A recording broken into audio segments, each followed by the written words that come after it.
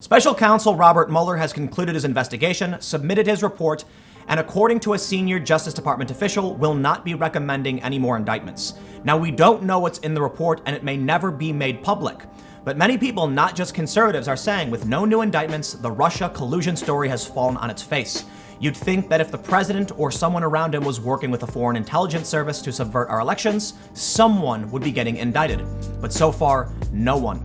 Now, the bigger concern here is whether or not this investigation has given Trump ammunition for 2020. And many people are concerned that Trump is going to play up the witch hunt and waste of money to boost himself. And it's not just this narrative. There's also the Green New Deal being opposed by labor unions, and a new story from Politico saying Trump is on track for a 2020 landslide victory. Today, let's take a look at what's going on with the special counsel's report, as well as other stories that show Trump may have all the ammunition he needs to win re-election. But before we get started, make sure you follow our new channel over on Minds at minds.com/subverse. The goal of Subverse is to produce straight-laced news, expert interviews, and on-the-ground reporting. We've set up a distributed newsroom for you to get involved and help share stories you think need to be highlighted.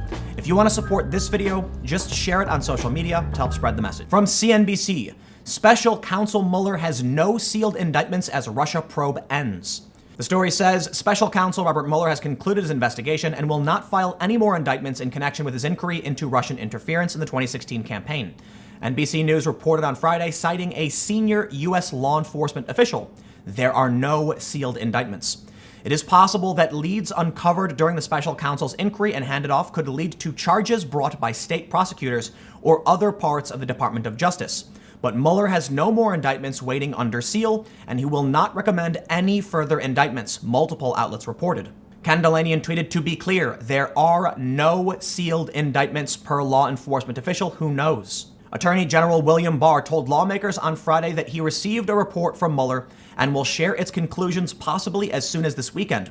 Barr said he will consult with Rosenstein and Mueller to determine what other information from the report can be released to Congress and the public consistent with the law. The White House has said the next steps are up to Barr. Democratic leadership has pressed for the report to be made available to Congress and the public. "I think we should wait for the full report to be issued before jumping to any conclusions," Senate Minority Leader Chuck Schumer, D&Y, said at a press conference Friday evening after a reporter asked about reports that there would be no new indictments. Now, many people will say the Trump sphere still saw many indictments for varying issues, but the important point is that none of them were for Russian collusion. Glen Greenwald tweeted, "If you consistently went on TV or wrote things to mislead millions into believing Mueller was coming to arrest Trump Jr., Jared, and a whole slew of others for conspiring with the Russians, just admit it. Save yourselves the embarrassment of all this whitewashing and pretending." At least CNN and MSNBC had the decency last night to have a funeral tone. There were no admissions of wrongdoing, and it seemed more pained and coerced than voluntary. But at least it was the first step in the coping process. Down that path lies some salvation at least. I mean, they didn't even get Carter Page. When I was urging a full investigation in lieu of media leaks and predicting the likely outcome back in March 2017, even I thought they'd get one low-level person for Russia conspiring. No, they got zero. It is still entirely fair to point out there may be damning information in the report. It may prove some unethical practices, some questionable practices, and it may lead to local jurisdictions filing some charges. So it's not over yet. But the important part is, this seems to show Russia collusion is fake news. For years, people were inundated with this news. And the bigger question now is this going to help Trump going into 2020? My opinion is going to be a hard yes. I think Trump is going to weaponize this to his full advantage, claiming witch hunt, wasted money, and it's going to work in his benefit. But let's talk about just why that's going to be powerful for Trump. First, and most importantly, from Gallup, a Gallup poll, what do you think is the most important problem facing your country today? As of February 2019, the situation with Russia is listed at around 1%.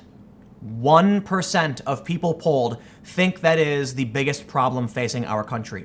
If that's true, why so much attention?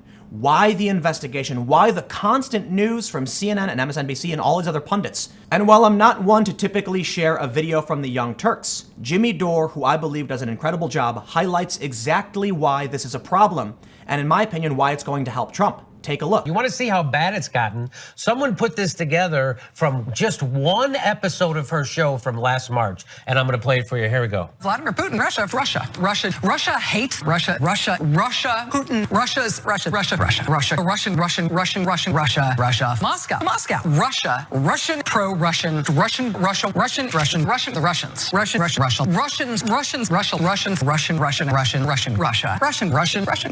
Moscow, Russia, Putin, Russia against us, Russians, Russia against the U.S., the Russians, Russian government scheme, the Russians, Vladimir Putin, Putin and Russia, Moscow, Russia, the Russians, Putin,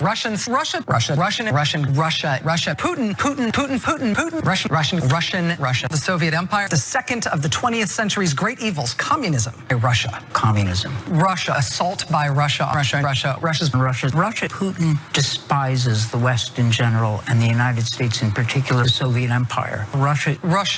They're the adversary. They want to bring us down, the Soviet Union. Okay, that's all for that show. That was from one show. One show, apparently. Now, that was the Young Turks citing one video, and I'm citing them, so take it with a grain of salt. But I think it's fair to point out that MSNBC has played this narrative, they played it to an extreme degree. So while it may be possible that Trump or his administration are facing smaller, more local indictments, pending what's in this report, it's fair to point out that the Russian narrative was overplayed to an extreme degree. And without Russian collusion, what are they going to fall back on? It's no surprise then why we see stories like this from the Columbia Journalism Review. In terms of hardly any confidence at all in these varying institutions, the press actually beats out Congress. Congress has the lowest rating of confidence, but the press has the highest rating for people with hardly any confidence at all. And this is why. And this means with their credibility shot going into 2020, what are they going to tell the public? I feel like I've been sitting back watching the Democrats play the wrong hand over and over again. And honestly, I do blame the media. It may seem a little out of place, but I have to bring up confidence in media. It's very important. Many of these Twitterati journalist types, they spin this web, they spin this narrative, and the Democrats get sucked in believing that a tiny fringe minority of progressives represent actual Americans. They have been spun into this web of utter nonsense, and they're falling victim to it same as anybody else. The best example, and I cite it over and over again, is the Green New Deal and the AFL-CIO coming out against it. From Newsweek, just last month, nearly every declared Democratic 2020 candidate supports Ocasio-Cortez's Green New Deal, while Trump mocks the proposal. At the time, perhaps it seemed like to a lot of people that Trump was out of touch. The Democrats were the ones who knew what Americans actually wanted because polls show that most people supported the Green New Deal. But the important factor here is many of these polls, for one, came out before we actually saw what they were proposing and the weird bumbling gaffes that came out about paying people unwilling to work and them pulling down the facts on their website. But more importantly, the question posed had nothing to do with their version of a Green New Deal. The questions in the polls were about government investing in green technology, which, yes, many people agree with. The Green New Deal, as they've proposed it, is outrageous, and a lot of people find it to be unrealistic and impossible. But all the Democrats are supporting this, at least the top 2020 Democrats. Who are they representing when even labor unions come out against it? This story from Splinter News. Now, I've chosen Splinter purposefully because they are a very far left-wing news outlet. And they say the AFL-CIO has no love for the Green New Deal. The story says, in a letter dated March 8th and addressed to Markey and Ocasio-Cortez last week, the AFL-CIO Energy Committee ripped apart the Green New Deal, an ambitious plan to both tackle climate change and overhaul and expand the safety net in America. In the letter, they say, we will not accept proposals that could cause immediate harm to millions of our members and their families.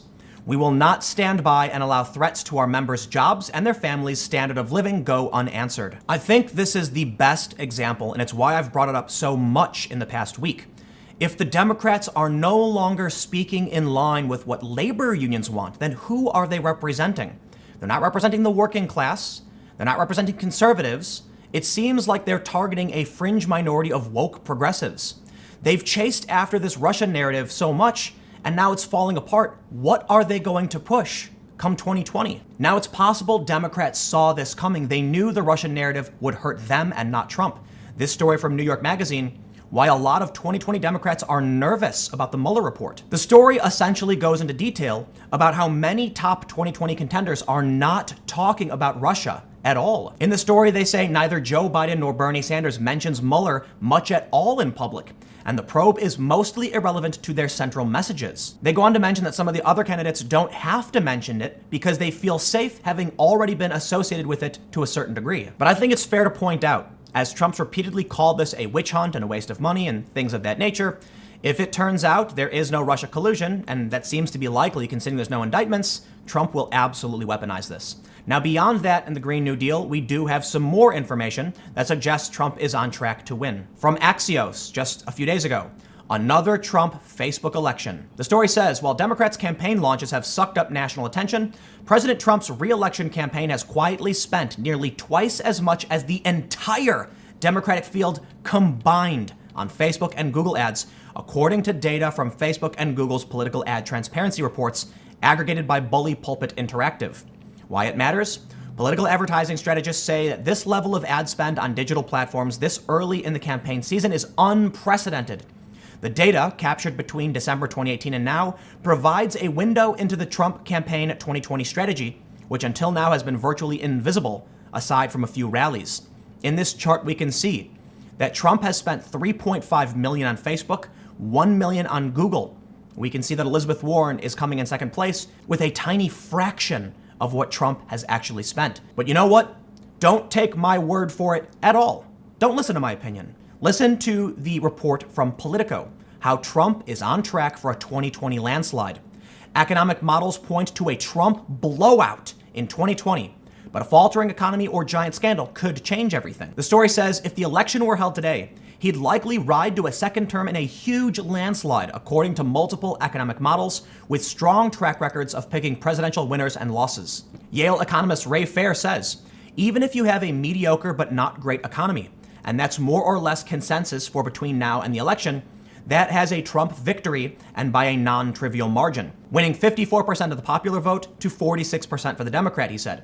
Fair's model also predicted a Trump win in 2016, though it missed on Trump's share of the popular vote. The story concludes by saying, prominent Democrats know that while Trump might seem like a loose cannon, faced with the threat of a devastating report from special counsel Robert Mueller, he will likely be a formidable opponent in 2020, especially if the economy remains close to where it is today. Despite the fact that Trump is a largely incompetent clown, Democrats should not be overly confident or sanguine that they can beat him, said Dan Pfeiffer, a top aide to former President Barack Obama. He is a slight favorite to win, but he barely won last time, and it took a black swan series of events to make that happen. All Democrats have to do is flip 100,000 or so votes in 3 states to win, and that's a very doable thing. And he's got a point. Trump won some states by very, very thin margins, and that surprised many people. However, with the Mueller report coming out giving more ammo to Donald Trump, and with Democrats seeming to be out of touch as per the Green New Deal, I think Trump has more than enough he needs to secure his re-election. But again, we're still looking at about 2 years. A lot can happen from now till then, and we don't know what's in the Mueller report. For now, it looks like Trump is on track for a strong 2020 blowout. Not my opinion. That's coming from Politico. Combined with these other issues, I think it's fair to say. But we'll see what happens. Let me know what you think's going to happen in the comments below. We'll keep the conversation going. You can follow me on Minds at Timcast. Stay tuned. New videos every day at 4 p.m. I'll have more videos on my second channel, youtube.com/TimcastNews, starting at 6 p.m. Thanks for hanging out, and I'll see you all next time.